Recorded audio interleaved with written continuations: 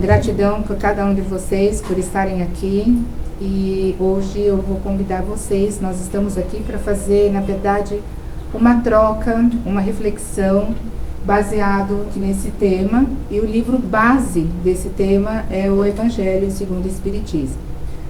E nós vamos falar hoje, o tema nos reporta o amor acima de todas as coisas.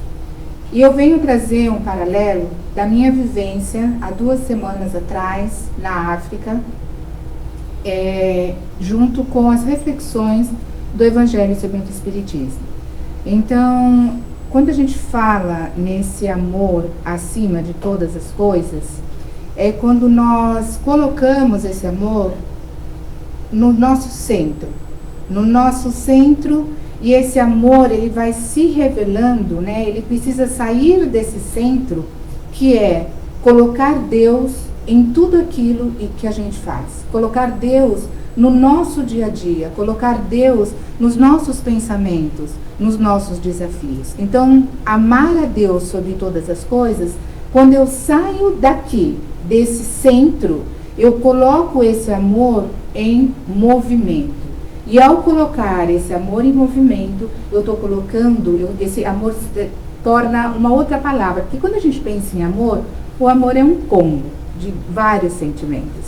E aí eu transformo esse amor, quando eu coloco ele em movimento, eu transformo esse amor em caridade. Tem uma máxima que Jesus nos traz, que é: ame o Senhor, o seu Deus, de todo o seu coração, de toda a sua alma, de todo o seu entendimento, de todas as suas forças. Então, quando eu estou colocando esse Deus, esse amor em movimento, eu estou amando este Deus, esse Pai, esse Criador, do qual nos criou, do qual nós fazemos parte desta criação. Então, no estudo do Evangelho segundo o Espiritismo, ele nos coloca que o amor, ele resume a doutrina inteira de Jesus. É o que ele veio nos ensinar, o que é esse amor. Então, é um sentimento de excelência, quando a gente fala nesse amor. Jesus nos apresenta o amor como um fundamento da sua mensagem. Mas ele apresenta isso o tempo todo, no caminhar dele, exemplificando, fazendo. Ele não escreveu e deixou aí simplesmente escrito. Cada movimento dele era o exemplo de amor. E é isso que a gente precisa olhar nesse caminhar de Jesus. Então, hoje eu gostaria de propor para cada um de nós, e foi uma proposta que eu fiz para mim mesma, nessa minha jornada espiritual. Então, essa não é a minha primeira experiência na África. Eu já fiz várias viagens para lá, em vários lugares: Moçambique, Malawi, Senegal, e a última foi agora, no sul em Madagascar, no sul da ilha de Madagascar. Então, na verdade, eu gostaria de trazer uma reflexão aqui de que amor que nós estamos falando. Porque quando eu estava lá, eu me perguntei muito: que amor? Quando a gente entra em contato com tanta miséria. E aí, eu também trouxe na minha reflexão o que é miséria e o que é pobreza. São 2 coisas totalmente distintas, sabe? Porque nós, na nossa realidade, no nosso ponto de vista, na nossa vivência, nós conhecemos sim a pobreza. A pobreza no Nordeste, a pobreza aqui, a pobreza no Brasil, em lugares, ok? Mas a miséria é totalmente diferente. A miséria são pessoas totalmente esquecidas neste mundo em que nós vivemos. E muitas vezes eu me perguntei: 2026, século 21, e ainda existe isso, miséria? E quantas vezes eu me questionei como ser humano: cadê o meu amor? Aonde eu estou aplicando o meu amor? Aonde está o amor deste Pai Criador?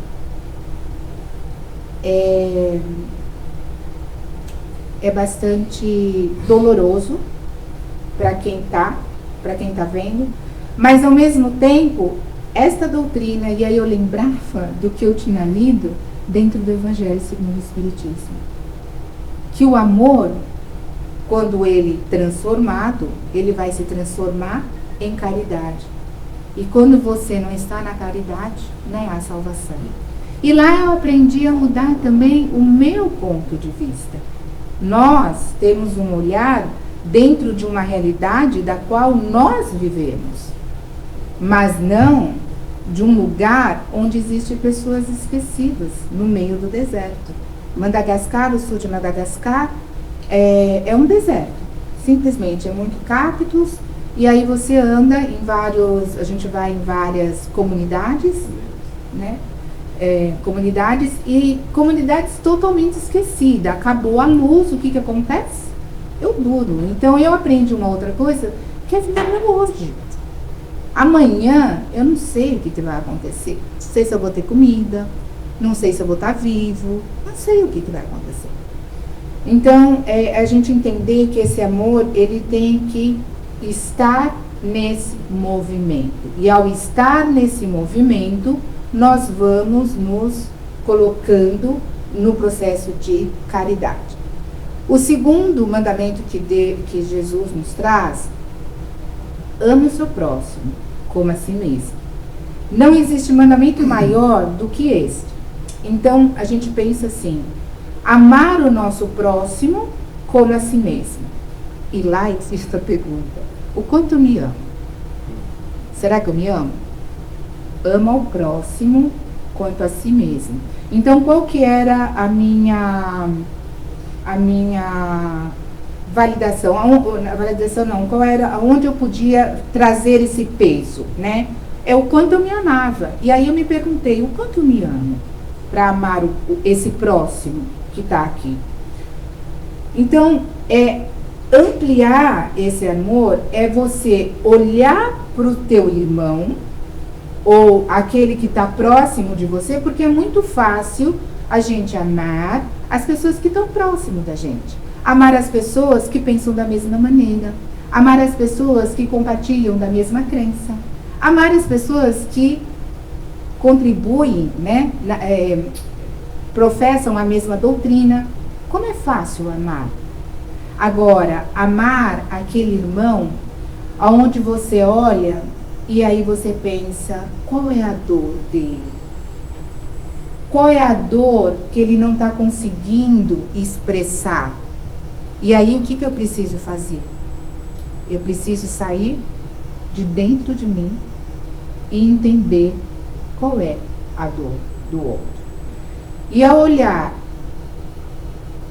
mães que tentam, né, dar de mamar para os seus filhos apenas para acalmar o sofrimento, porque leite não tem, está desnutrido.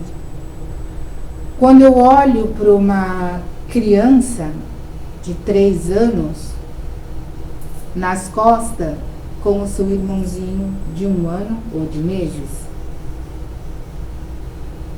quando eu olho no final da tarde, em que o sol está indo embora e nós estamos, caravaneros, nos preparando para se recolher, e você olha ao redor e não se tem casa, mas se tem a coca de uma árvore ou se tem o sapé para abrigar aquela família de 5, de 10 pessoas. Então, quando eu trabalho no movimento desse amor, que eu tiro esse amor de dentro de mim e coloco Deus, é olhar para todos esses seres ao meu redor, todos os seres, e entender que nós fazemos parte de um todo. Nós não estamos isolados.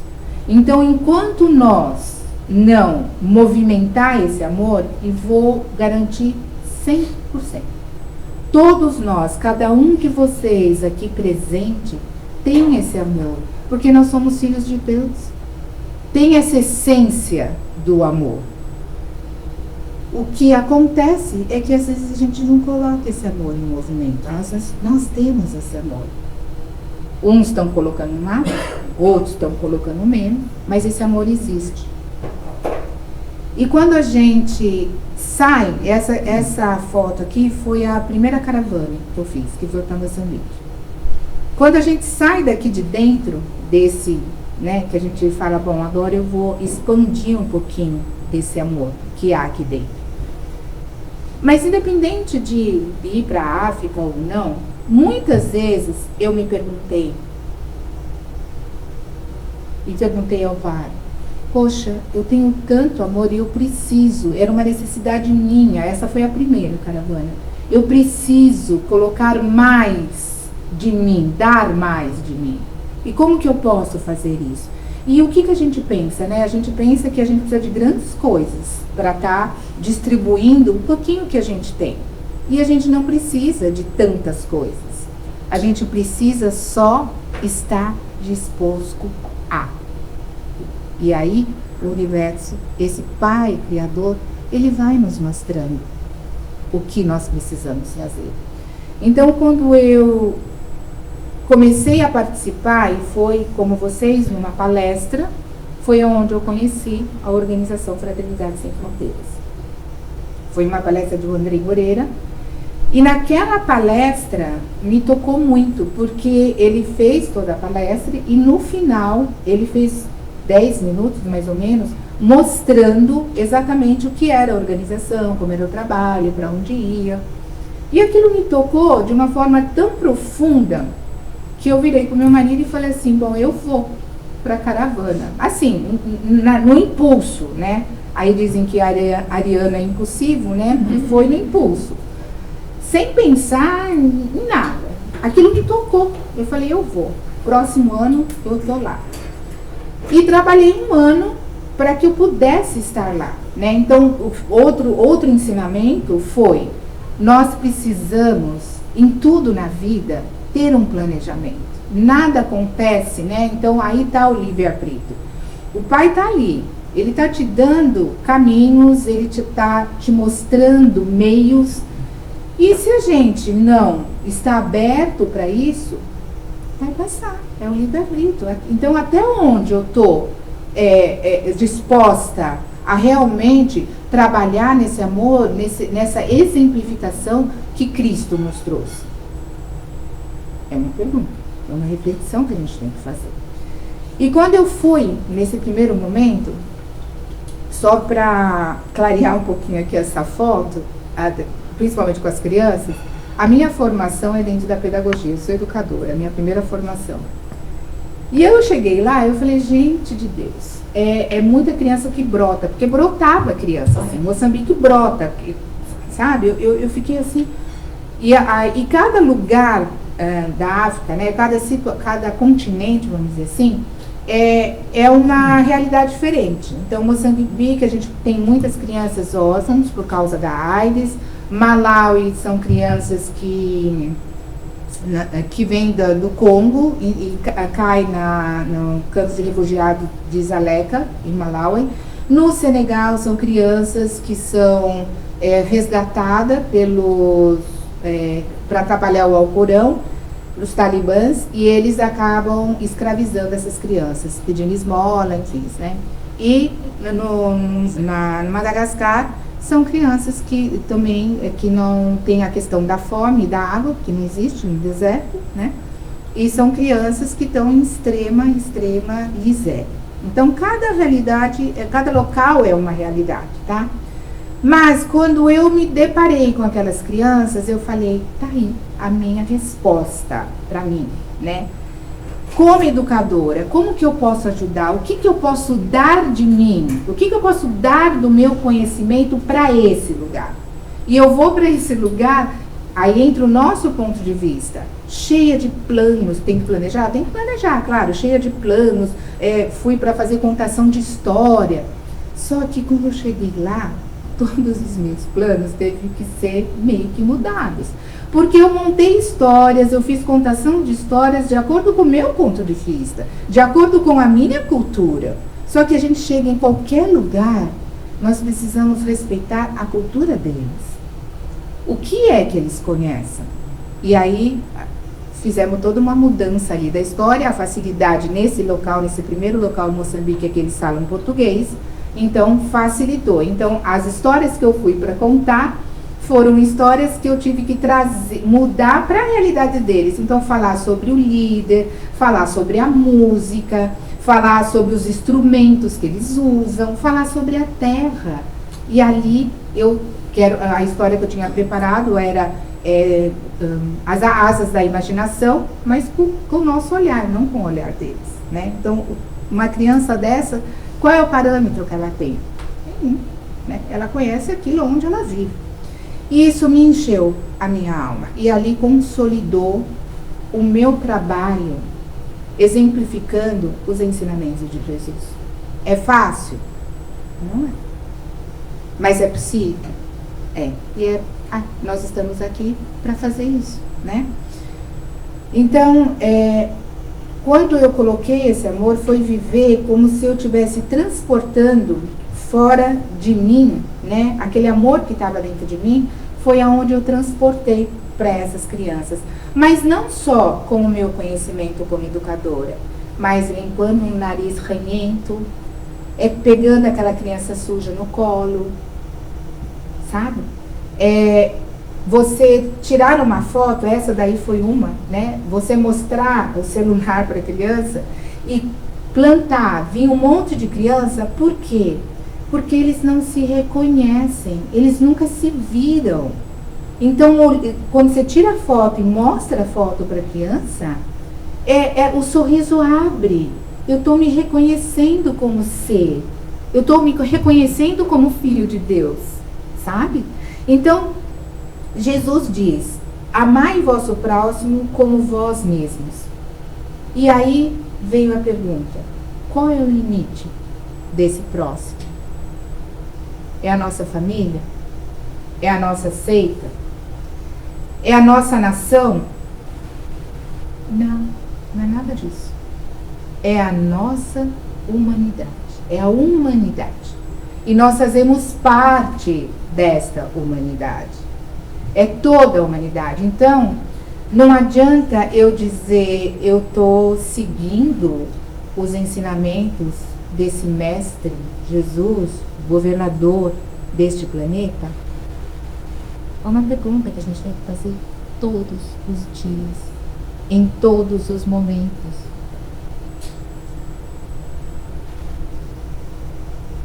Amar verdadeiramente na verdade, né, uma dos questionamentos que eu fiz, como o meu amor por Deus está aparecendo nas minhas atitudes. Então, todas as perguntas que eu estou colocando aqui foram perguntas que eu fiz para mim, tá? Na minha experiência. Como o meu amor por Deus está aparecendo nas minhas atitudes. E aí eu me perguntei também, porque no momento que nós estamos agora, né, nós vivemos com tanta carência, com tanta precariedade. E aí eu coloquei essa figurinha aí no meio, né? A pessoa ali acuada, com uma pedra nas costas, porque a gente traz toda a preocupação aqui. A gente acha que vai resolver o problema de todo mundo, o problema dos familiares, dos filhos, do mundo. E eu vou me trancando dentro de mim. Eu vou deixando com que o egoísmo, o nosso ego, tome conta. E eu vou adoecendo. E se eu adoeço, como que eu posso expandir o meu amor? E aí a gente vai dificultando a nossa caminhada, a nossa jornada. Muitas das vezes a gente nos perguntamos qual é a nossa missão. E a gente fica correndo atrás lá da nossa missão, né? Qual é a minha missão? Qual é o meu propósito? Agora então, com as redes sociais, tudo é sobre propósito. Qual é o meu propósito? E o nosso propósito maior é ser feliz. É fazer o nosso próximo feliz. Porque se eu sou feliz, eu vou ter condições de fazer o meu próximo feliz. E de novo, não é o próximo aqui, marido, filho, família. É aquele que a gente passa na rua e que não nos conhece, mas que a gente entende que aquele ser também é nosso irmão. E que a gente estenda o braço e a mão nesse ser. E às vezes não é dando coisas materiais, é simplesmente, às vezes, no olhar. Que no seu olhar para o outro pode dizer muita coisa e pode salvar vidas. E isso eu garanto para vocês. Porque, como educadora, em sala de aula, no meu olhar para um aluno, numa palavra, naquele momento eu não tive a dimensão de quanto isso foi válido. Anos mais tarde, porque o aluno conhece você não conhece porque você está ali em uma sala no Brasil com 40 alunos. Mas anos mais tarde, esse aluno se tornou homem e disse assim: professora, você salva a minha vida. Então percebe? Quando eu falo educador, não a profissão em si, mas cada um de nós somos educadores. Jesus é um grande educador, é um grande mestre. Então, na tirada de continuar pensando no que nós falamos e da maneira como nós agimos. E a gente, nesse processo, a gente vai desgastando muita energia, né? Uma energia que poderia ser usada em função do outro.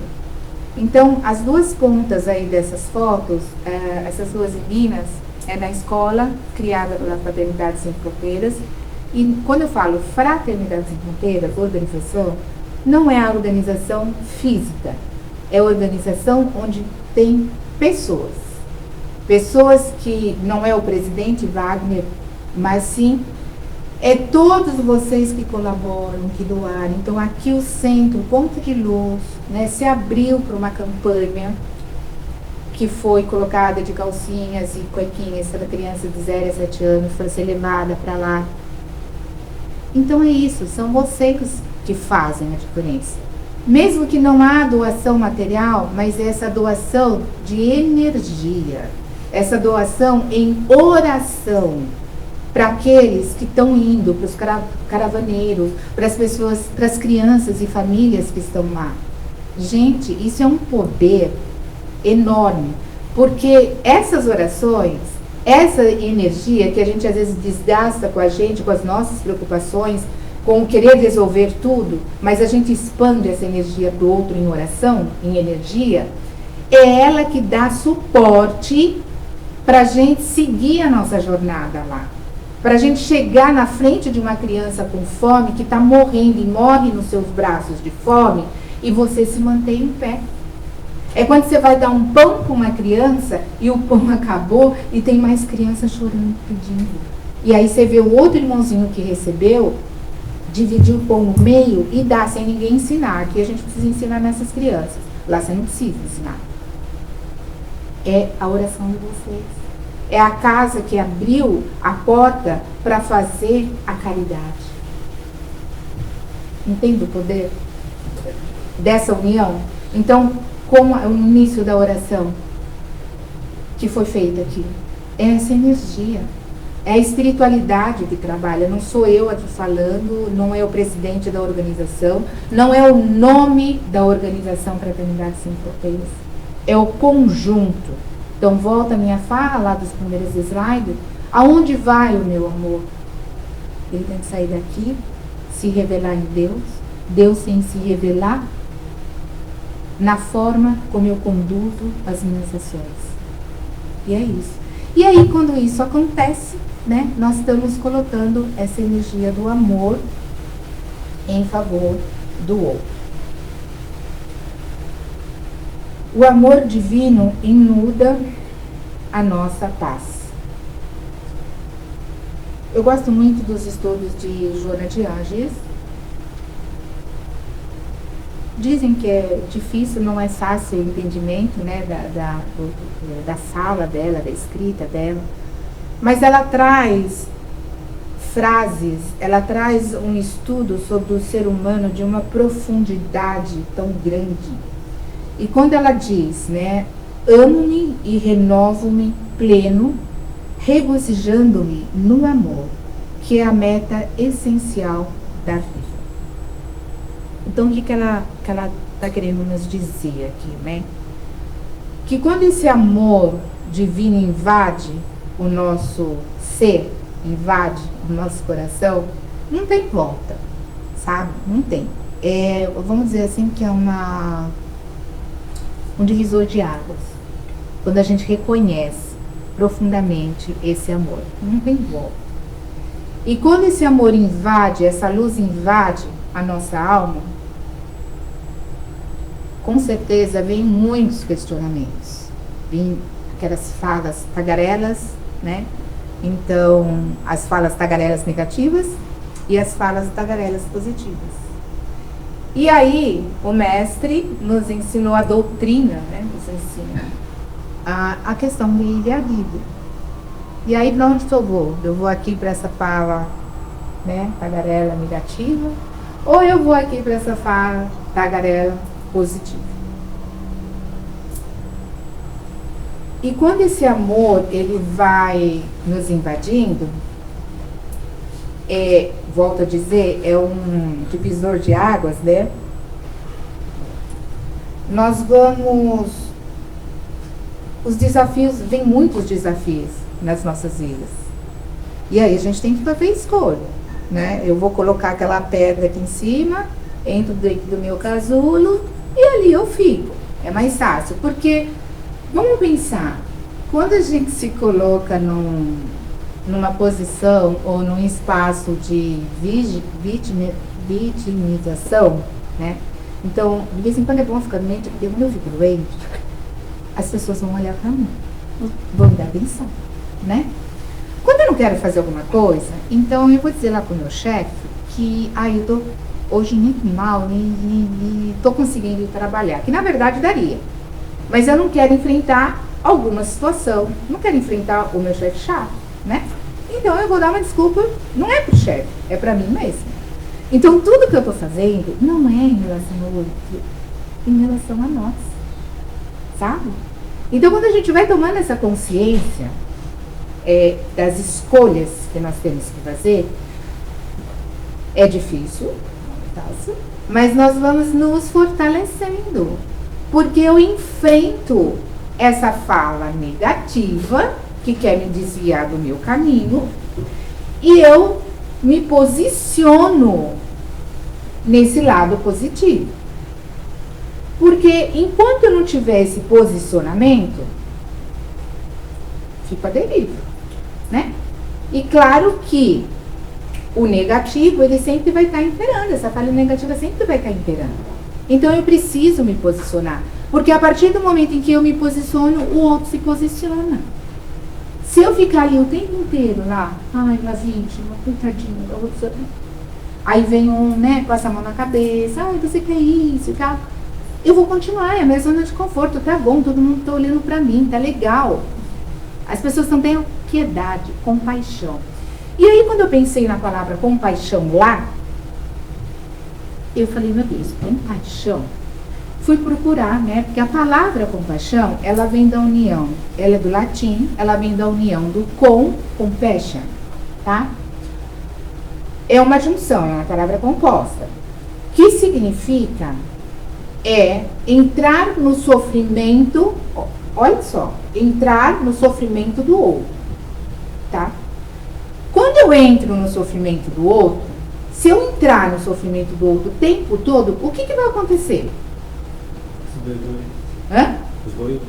Os dois vão ficar lá, como diz aí o povo, na sofrência. Vai adoecer, não é? Vai adoecer. Então, quando eu vi aquelas crianças, a gente se desprende de uma forma que nem não dá para explicar. Eu lembro uma frase da minha mãe que ela falava assim, tem coisa que você não consegue explicar, você precisa vivenciar. Mas o máximo que eu consigo explicar, quando eu olhava para aquelas crianças, eu mesma me perguntava porque em alguns momentos eu não conseguia chegar perto, diferente da primeira. Da primeira eu fui, abracei, peguei no colo e tal. Nessa, em alguns momentos eu peguei e tal, mas em alguns momentos eu me retraía. E aí eu me perguntei, por que eu estou me retraindo? E aí veio a história da compaixão. Porque eu não queria entrar no sofrimento e permanecer no sofrimento do outro. Então aí eu usei, isso é uma coisa de reflexão e até nos nossos estudos mesmo, sabe? A palavra compaixão, ela precisa ter um entendimento muito complexo, ela é muito complexa. Porque aí eu quis sair dessa compaixão, eu falei, eu não quero entrar no sofrimento deles. Eu não vim aqui para entrar nesse sofrimento, eu vim aqui para ajudar. E aí eu troquei essa palavra compaixão por empatia. Por quê? Porque eu saio do sofrimento e eu me coloco na posição dele com uma abertura de consciência maior. Então eu tenho essa empatia do que está acontecendo. Como eu, dentro das minhas possibilidades, posso ajudar? Vê a diferença? É mais ou menos aquela história assim, o doente e o cuidador. Se você não se cuida, não tem como você cuidar do doente. Se você vai cuidar do doente e você fica lá, só dentro do sofrimento dele, e não entra um pouco da razão, porque isso precisa estar em equilíbrio. Razão e emoção precisa estar sempre em equilíbrio. É o que a doutrina também nos ensina, não é? É a fé racionalizada. Então, quando eu saio quando eu entro nesse equilíbrio, eu consigo ajudar. E naquele momento eu falei, gente, agora eu estou entendendo porque eu não quero pegar. Porque tinha momentos que eu não queria pegar. Eu ficava só ali na observação. E eu fui chamada muitas vezes, o que está acontecendo? Não está acontecendo nada, eu só estou observando. E na observação, a gente consegue ampliar a nossa mente. Né? Então, o que Jesus nos ensinou? Né? Nós temos 2 ouvidos aqui para estudar mais, né? Do que falar. Às vezes a gente fala muito, fala muito no impulso, mas a gente sofre junto e a gente não percebe o que está acontecendo. Então aqui fica, né, essa lição. Então quando esse amor divino nos entra, eu vou me renovando. Então essas perguntas que eu fiz, eu fui renovando esse meu pensar, esses meus questionamentos. E aí sim eu entro por inteiro para dar este amor que está em mim.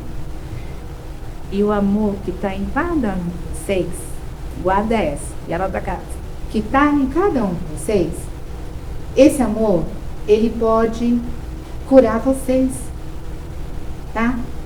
Mas ele também cura a humanidade. Mas antes dele curar essa humanidade, ele precisa primeiro curar quem? Si mesmo.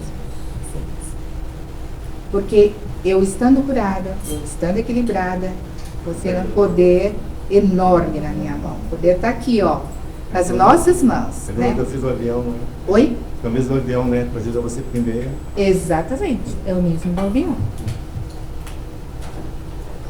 Peraí, voltei. Aqui. Jesus, ele vai...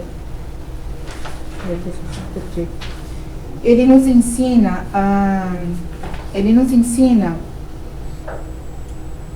no Evangelho segundo o Espiritismo, nos fala sobre a pedra angular, tá?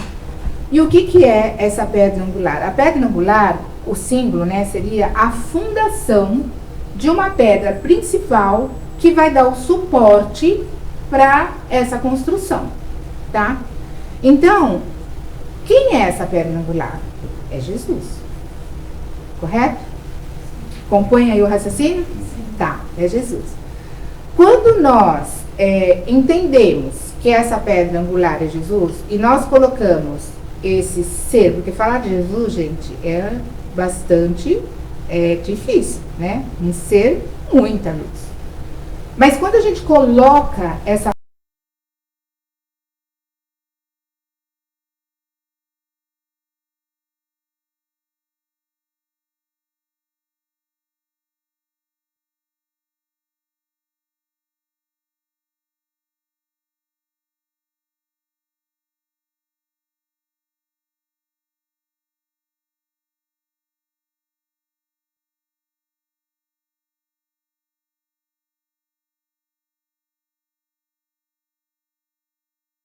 sim, ter essa pedra angular, essa base. E qual é a base disso tudo, gente? O amor. Simples assim. Por que a gente complica tantas coisas, né? Como a gente complica? é o amor. Então, essa construção, então, vamos voltar lá, né? Tem que voltar um pouquinho ao raciocínio, lá no começo. Então, a gente está falando do amor acima de todas as coisas. Coloco esse amor no meu centro, esse centro é Deus, Deus nas minhas ações, né? E aí nas minhas ações toda a exemplificação é de Cristo.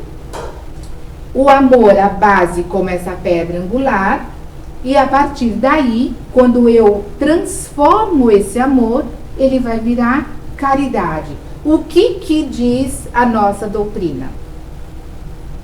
Sem caridade não há salvação.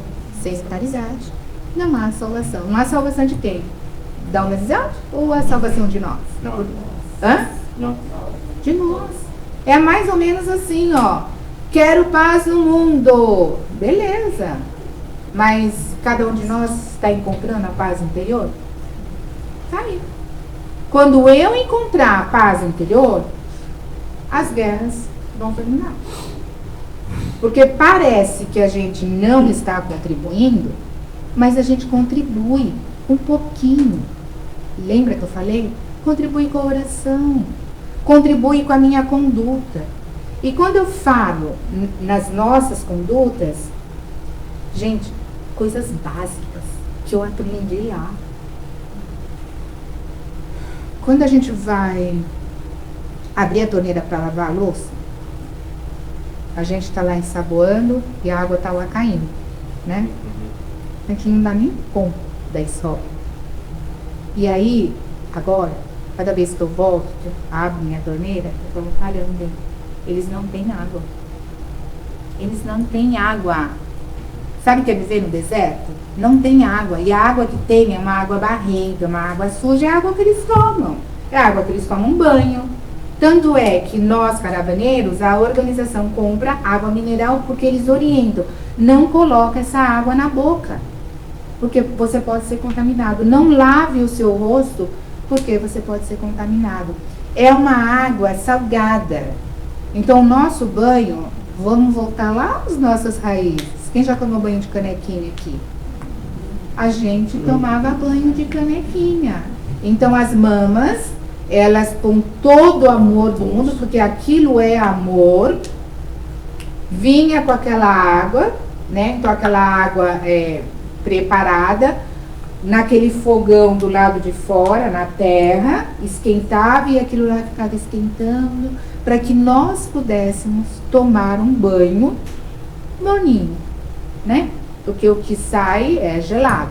Mas era o banho de canequinha, o banho salgado. Então daqui para baixo era o banho salgado de canequinha e o rosto a gente lavava com a água mineral, escovava o lenço com a água mineral. E hoje, quando eu abro a torneira da minha casa, quando eu entro no meu chuveiro, eu lembro dessa experiência. E aí eu disse, o banho que se tornava 10 minutos, ele se tornou 3. Porque eu descobri também que tudo que a gente precisa ficava dentro de um nugget. Não precisa mais nada. Dentro do nosso peito fez. Eu fui com 2 calças jeans, com 10 camisetas e as questões pessoais, as roupas pessoais. Só, não é nada. E a bota, porque lá não dá pra você andar de tênis, tem que andar de bota por causa da areia, por causa da terra vermelha. E aí eu descobri que eu fiquei tão bem só com isso, não precisei de mais nada. Não estou dizendo, em contrapartida, a gente vive uma outra realidade. Em contrapartida, eu não estou dizendo que a gente não precisa se cuidar do corpo, que a gente tem uma outra realidade. Claro, a gente quer uma roupinha melhor, mas é só para entendimento. O que tem valor? O que é que realmente eu preciso? Eu fico entulhando a minha casa, o meu guarda-roupa, um monte de coisa que não precisa. Se cada um de nós for olhar o que nós temos lá, a maior parte das coisas nós não necessitamos. Nem usamos. Exatamente. Então aí o amor se transforma em caridade. Agora eu vou pedir para vocês fecharem o olho, fechar o olho um pouquinho. E nesse momento, pensem na palavra Deus. Pense na palavra Deus. O que vocês encontram no meio desta palavra? Eu, quando eu abri o eu. Deus está em mim, eu estou em Deus. E tem uma palavra que é muito linda, né? Tem um significado maravilhoso, que se chama, que é Ubuntu. E essa palavra, na verdade, eu aprendi ela em Malawi, né? Na comunidade Ubuntu. Qual é a palavra? Ubuntu. Que significa eu sou porque nós somos. Nós não fazemos absolutamente nada sozinhos. Nada. Até para nascer nós precisamos da nossa mãe. Right? E nessas comunidades, em qualquer lugar, em qualquer parte do continente africano, essa palavra é muito forte. Porque eles entendem que tudo é feito por uma comunidade. Não é feito apenas para mim.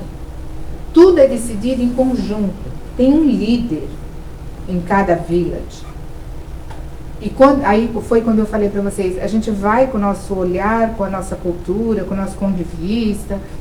Só que não, chega lá, eu tenho que pedir autorização para esse líder e dizer o que eu vou fazer, o que a caravana, não eu, o que a caravana vai fazer, para ver se esse líder autoriza o nosso trabalho naquela comunidade.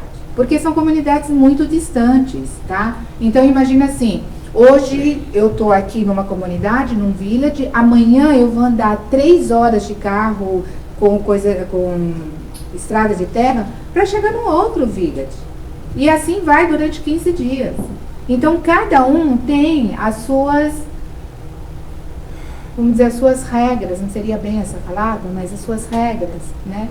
Para que aquela village, aquela comunidade possa viver em conjunto.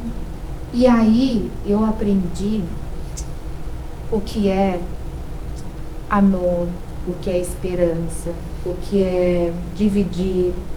Tudo coisa que a gente precisa ensinar aqui, na nossa realidade.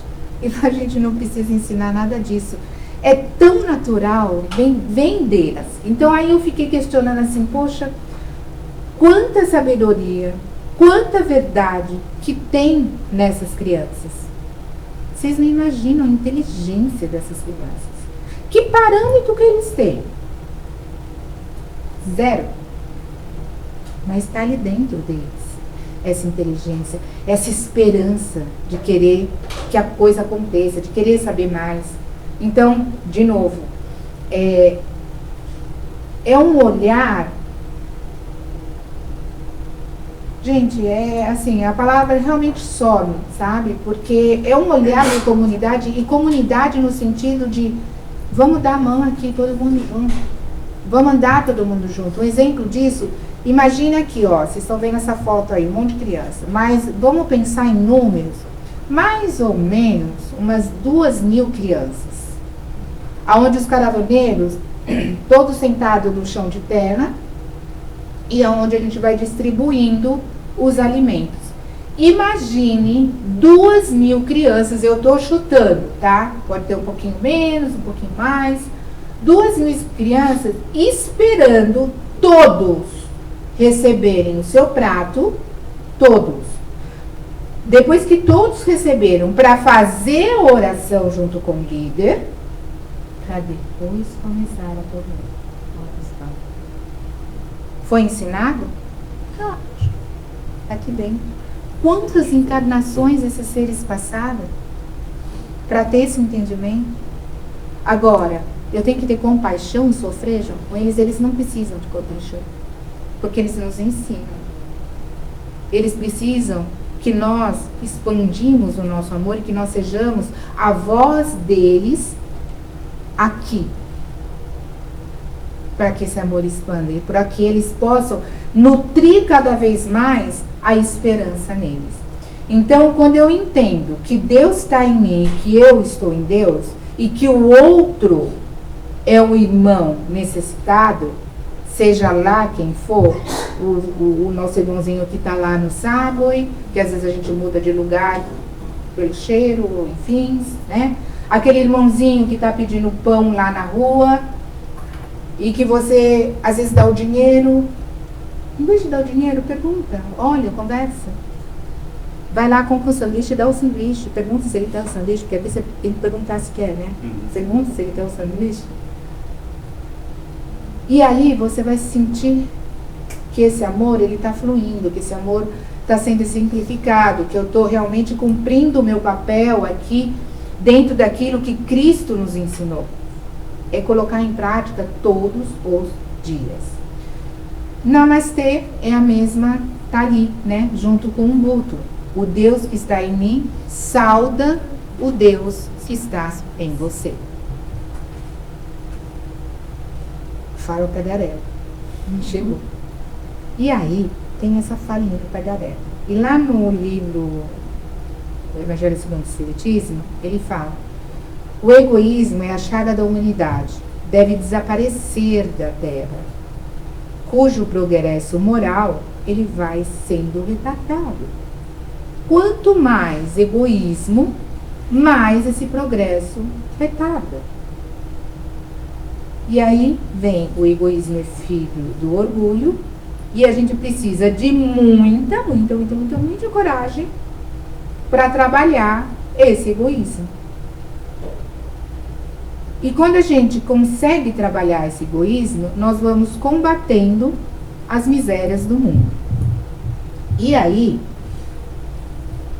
quando a gente fala em egoísmo, o egoísmo, ele separa.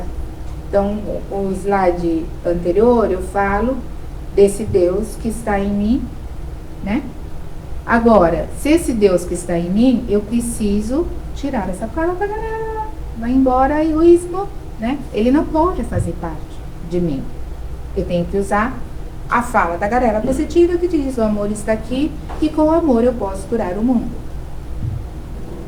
Então, o egoísmo, ele nos faz acreditar que nós podemos estar verdadeiramente longe do outro. É isso que ele quer que a gente acredita, que tudo é para mim. É mais ou menos aquela criança, né, quando ela está crescendo, lá nos seus 3 aninhos, que tudo é meu, é meu, é meu. Ele não consegue ainda, né, dividir. E essa foi uma comparação que eu fiz lá com as crianças. A criança de 3 anos aqui, a criança de 3 anos lá. A gente precisa ensinar as nossas crianças aqui esse processo, né? Então, aí a gente também para pensar a evolução do espírito dessas pessoas que estão lá na África, dessas crianças que estão nascendo lá na África, né? E às vezes é um momento muito curto que eles passam pela desnutrição. Então, às vezes é 1 ano de vida, 2 anos, meses, tá? A expectativa de vida lá é 40 anos. Imagina isso, 40 anos. E a gente aqui no Ocidente está fazendo 100 anos, né? Então é coisa pra gente ir pensando. E aqui eu fiz uma pergunta para mim lá, né? Onde eu posso trabalhar o meu egoísmo? Porque nós não estamos falando apenas do egoísmo para comigo, mas o egoísmo para com o outro.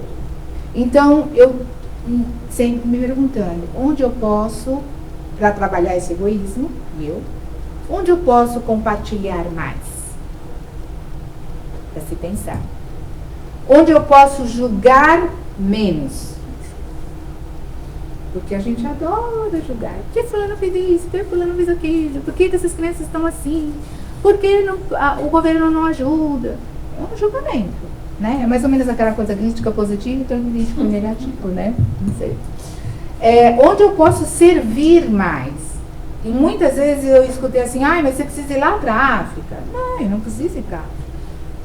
Eu posso servir no meu irmão que está me pedindo um lanche ali na frente. Não preciso ir para a África. Eu posso servir na minha comunidade, eu posso servir aqui no centro, ajudando na limpeza, dentro das minhas possibilidades. Aonde eu posso servir? Onde eu posso deixar de perguntar o que eu recebi e começar a perguntar o que eu posso oferecer. Pergunta, vou levar para casa. Lição de casa. Adoro dar lição de casa, né? Já do professor de linguagem de lição de casa. E tudo isso é o quê? O que a doutrina nos ensina? É a nossa reforma íntima, né? A gente tem que trabalhar na nossa reforma íntima. E trabalhar na nossa reforma íntima é trabalhar nas nossas condutas. É fácil? Não é fácil, mas nós estamos aqui para isso, nós não estamos aqui de férias, né? Nós estamos aqui para realmente estar nos melhorando. Então vamos lá, que você não fala muito, o tempo está acabando. Esse grande mestre, né? Então eu já fiz alguns estudos pensando nesse mestre Jesus como homem, dentro da psicologia, um grande mestre, um grande educador, e que, nossa, a gente tem muitos ainda, né? Para chegar nesse ser de luz que foi e é Jesus. E toda vez que chegava alguém perto dele, ele nunca recusou. Ele nunca deixou de emanar esse amor que havia dentro dele. Lembra quando as crianças foram chegando perto dele? A mulher que sangrava, os leprosos. Ele nunca disse, não vou tocar. E a Rosana pensa nisso. Por isso que é bom estudar, né? Quando eu estava lá. Por que tu não tô querendo tocar essas crianças hoje? Porque tinha dia que eu não queria pegar. E aí vinha essa fala, né? Aí o positivo, o lado positivo da mente. Você está aprendendo dentro da doutrina. Você veio fazer aqui. É difícil, né? E aí as lágrimas saíram. Aí você se posiciona, não entra na compaixão, entra na empatia e bora pra frente. Bora trabalhar. Quando nós observamos, né, a disponibilidade desse mestre, nós devemos entrar nesse espaço de possibilidade de reproduzir esses ensinamentos. E muitas vezes a gente fala assim, eu não quero ser igual ao outro, mas a gente tem que ser igual a Jesus. Nós temos que reproduzir esse ensinamento. E esse ensinamento nós vamos reproduzir passo a passo, com as nossas ações, com os nossos pensamentos, com as nossas falas. E assim a gente vai caminhando para a nossa jornada espiritual. E uma pergunta que eu sempre me fiz, independente, né, desse trabalho, mas uma pergunta que eu sempre me fiz: o que eu quero deixar para os meus descendentes? Para os meus filhos, para os meus netos, para a minha família, para as pessoas que passaram pela minha vida. E aí um dia eu consegui responder. Eu só quero deixar, eu não quero deixar patrimônio, para filhos ficar brigando, né? Não quero deixar herança para ninguém. Quero viver confortável, trabalho para isso, para viver confortavelmente. Porque se eu me sinto bem, eu posso ajudar o outro. Mas o que eu quero deixar, decididamente, é amor e fé. Eu quero que eles lembrem de mim desta forma. Quem foi a minha mãe, quem foi a minha avó, quem foi a minha amiga, quem foi a Rosane, que me define como liberdade, amor e fé. Essa é a definição do meu ser. E é isso que eu quero deixar. Para isso, tem uma frase aqui do Chico que eu amo essa frase, e foi daí também que eu, né, cheguei a essa conclusão. A eternidade está na mão de todos nós. Livre-arbítrio. As escolhas que nós fazemos. Viva de maneira que quando você, se for muito de você, ainda fique naqueles que tiverem a oportunidade de encontrar. Às vezes tem pessoas que passam na vida da gente, a gente não vai ver nunca mais. Passa na rua, a gente não vai ver nunca mais. Mas a gente lembra do sorriso, a gente lembra de uma fala. E um exemplo pequeno disso, gente, tirando todo o meu ego aqui, tá? Só estou contando a minha experiência. Muitas vezes, a gente não vê pessoas chorando, não sabe? Uma vez eu vi uma pessoa chorando, não sabe? Eu me perguntei, o que eu posso fazer? Não sei quem é. Fala tagarela, egoísmo. Não sei quem é. Não é da minha conta. Vai que eu chego lá e ainda eu levo uma bufetada, né? Porque as pessoas aqui a gente tem que tomar cuidado como se aborda, né? Mas aí veio uma questão assim, fala positiva, que é negativa ou positiva, veio a positiva. Só vai. Eu coloquei a mão, e eu ia descer na próxima estação. Eu coloquei a mão no ombro e disse, confia na Kodesh-Naú. Eu não sei o que ela estava passando. Pode ser que nunca mais vou ver essa pessoa. Mas com certeza, essa fala, porque veio para mim, só vai. Eu faço essa fala. Com certeza, ali aconteceu alguma coisa. Né? Ela se estruturou para poder seguir em frente. Então, a nossa conta, gente, não é com o outro. Não é sobre o outro, é sobre nós. E a nossa conta é com aquele que está lá em cima. É ele que está vendo tudo. Ele que sabe o que está aqui dentro. A nossa conta, quando chegar lá em cima, ele não vai perguntar para você qual casa você deixou para os teus filhos, o que você, né, comprou. Ele não vai perguntar isso. O que você fez com o seu conhecimento. Aí a gente vai lembrar de todas as parábolas, né? A parábola da multiplicação, a parábola dos talentos. Jesus falava em parábolas. Então, eu vou ficar deixando coisa aí para os outros brilhar? Não, eu quero que lembrem de mim. A gente pode aqui nunca mais se ver, mas quem é a Rosane? A Rosane é essa pessoa que se dispôs a amar a si e a amar o outro. Então, leva para casa, pessoal, parece, de casa. Ah, e uma coisa que o Chico falava muito, né? O amor contagia. Então, quanto mais amor eu dou, mais amor eu recebo. A lei de dar e receber. Fé. Fé é mãe da esperança e da caridade. A fé nos inspira, porque nada além dela nos faz levar com coragem e perseverança os desafios da vida. A fé, ela nos sustenta quando ainda nós não conseguimos enxergar os resultados.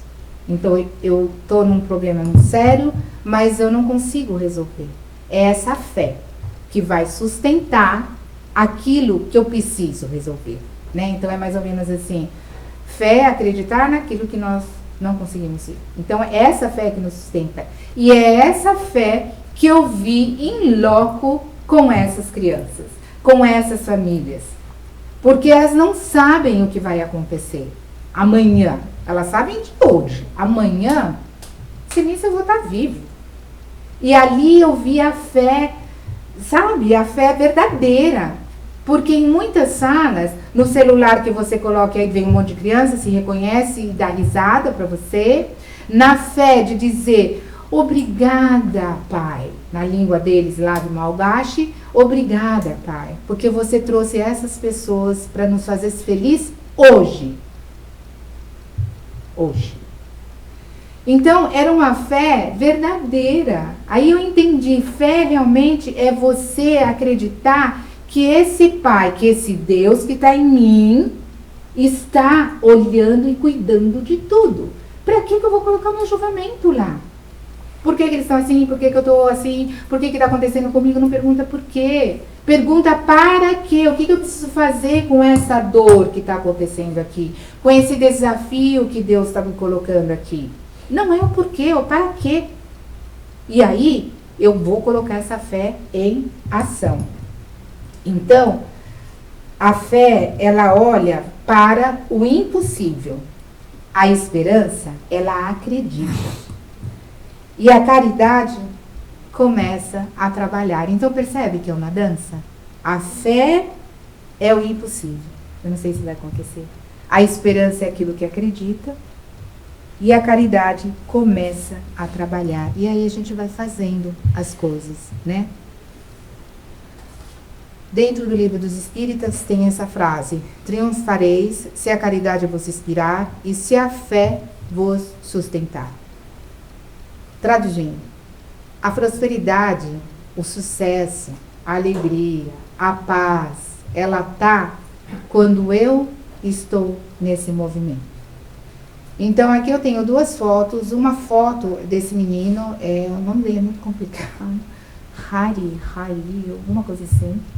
Mas foi um menino que me tocou muito, porque ele está na escola, que é a Fraternidade da fraternidade construiu, né? Que chama Escola Arova. Lá a gente tem a dificuldade um pouco da língua, eles falam malgache, e nós temos, aí tinha os tradutores em inglês, então era do inglês, do português, algumas vezes, né, do português para o inglês, inglês malgache, ou direto inglês malgache. E esse menino, como os carabaneiros que vão e ficam lá mais tempo, ficam 1 mês, 2 meses e tal, ele aprendeu português. Olha só, a nossa língua é uma língua muito difícil. E ele aprendeu o português. E aí ele conversava comigo o tempo todo em português, que para mim também era a minha zona de conforto, né? E aí ele grudou em mim, onde eu ia ele estava atrás, né? E aí ele na verdade começou a fazer a tradução minha para o malgache, para as crianças do malgache. E na escola, dentro da escola, que eu fui aplicar arte terapia com eles e tal, ele foi o meu ajudante, vamos dizer assim, né? E aí eu questionei, eu falei, meu Deus, né? Olha só o que é realmente a fé, que é essa dança, né? É acreditar no impossível. E aí nos desenhos, a gente faz toda uma leitura, toda uma análise dos desenhos das crianças. E o desenho dentro da psicologia, é uma revelação, né? De como a criança se sente, a posição do desenho, as cores que ela usa e tal. A maioria dos desenhos, todos, sempre tinha a casa, sempre tinha o barco e sempre tinha o oceano. O que me revelava, naquele momento, a esperança de sair daquela realidade e conhecer novos mundos. E ele verbalizou, porque ele conseguia verbalizar isso em português. E ele falou assim, eu aprendi o português porque eu vou ser professor e eu vou voltar para ajudar a minha comunidade a ter uma outra visão. Ele é um pouquinho menor que eu, pouca coisa. Ele tem 16 anos. Então, aí a gente também vê o processo de desnutrição, né, que atrapalha o processo de desenvolvimento da criança. Então, ali, naquele momento, eu falei assim, poxa, tá aqui, ó. Alguma coisa eu consegui, né? Essa criança me teve como referência e eu tive ele como minha referência, né, de ajuda.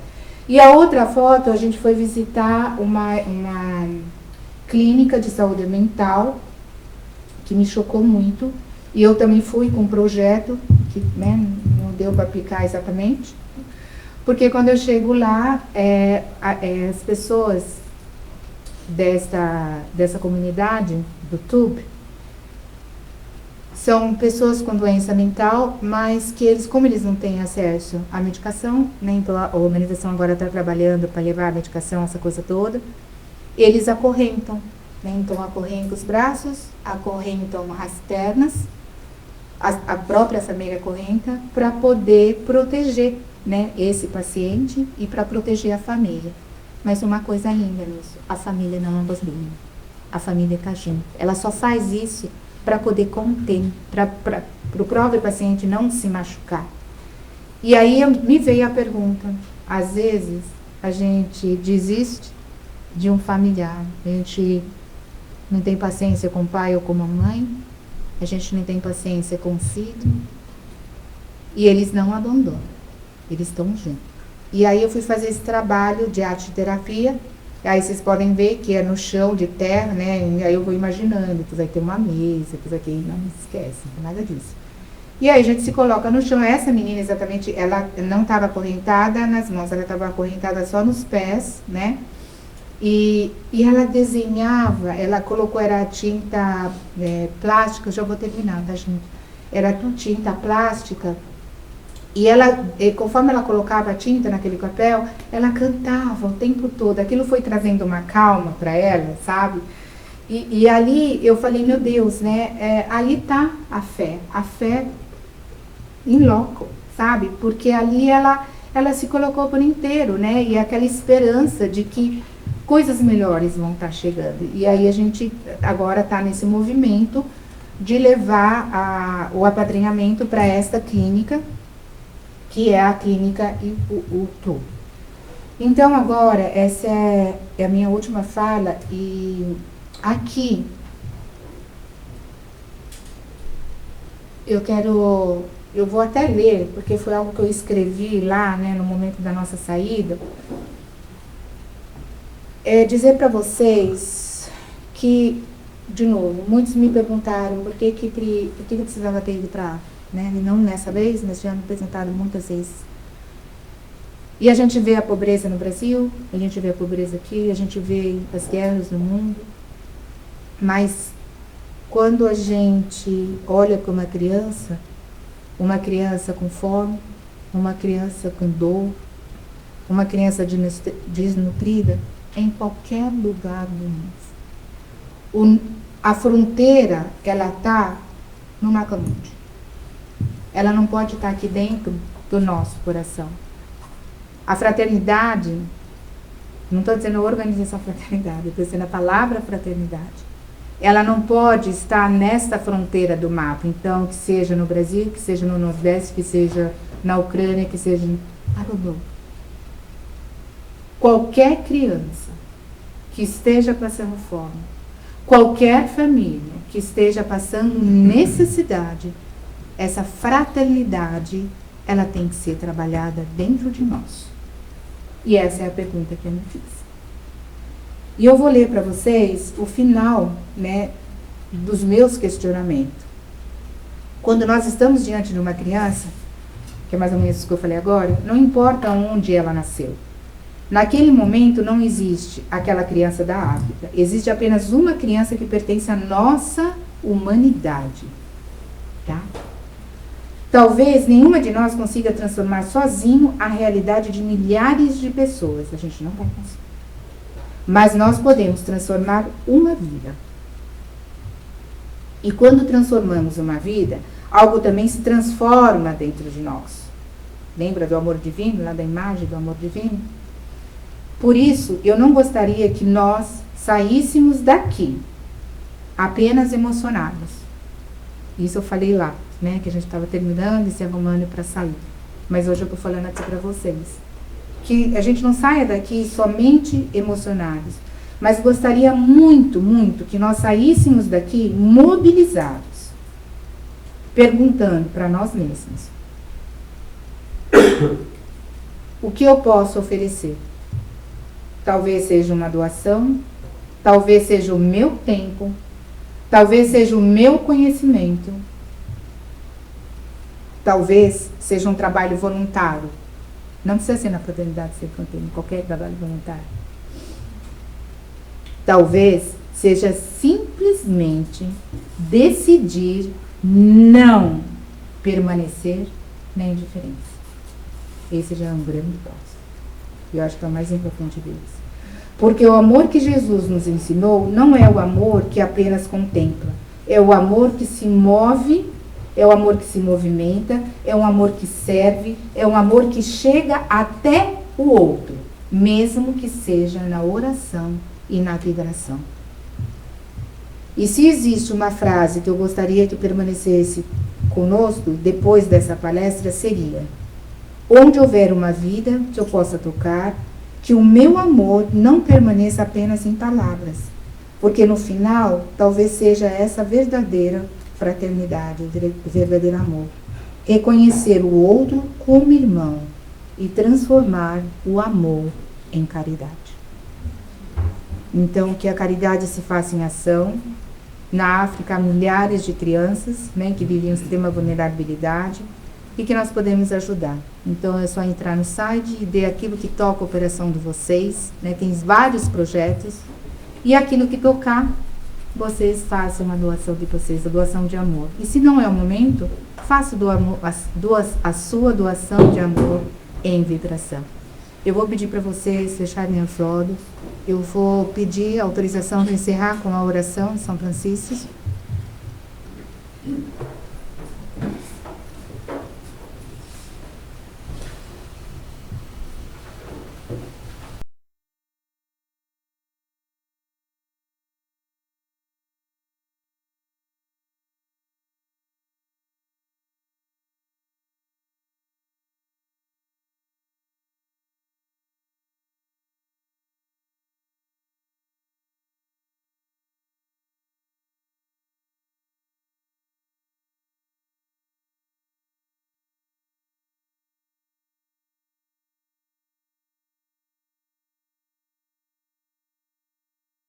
que eu leve a esperança. Onde houver a tristeza, que eu leve a alegria. Onde houver as trevas, que eu leve a luz. Ó Mestre, fazei que eu procure mais consolar que ser consolado, compreender que ser compreendido, amar que ser amado. Ó Mestre, eu entendo que é dando que se recebe, que é perdoando que se é perdoado, e que é morrendo que se vive para a vida eterna. São Francisco, santo da simplicidade, do amor, da alegria, que no céu contemplais as perfeições infinitas de Deus, lançai sobre cada um de nós o vosso olhar cheio de bondade e inflamai o nosso coração de amor sempre maior a Deus e aos nossos irmãos, principalmente os mais necessitados. Que assim seja, em nome de Jesus. Assim seja. Gratidão a cada um de vocês e que a gente possa sair, né, com esse amor no nosso coração repleto de paz, de um novo amor, e que nós possamos expandir esse amor aí pelo mundo e que o amor tome conta, que a paz tome conta e que a gente possa contribuir com as nossas ações. Gratidão por cada um de vocês. Obrigado.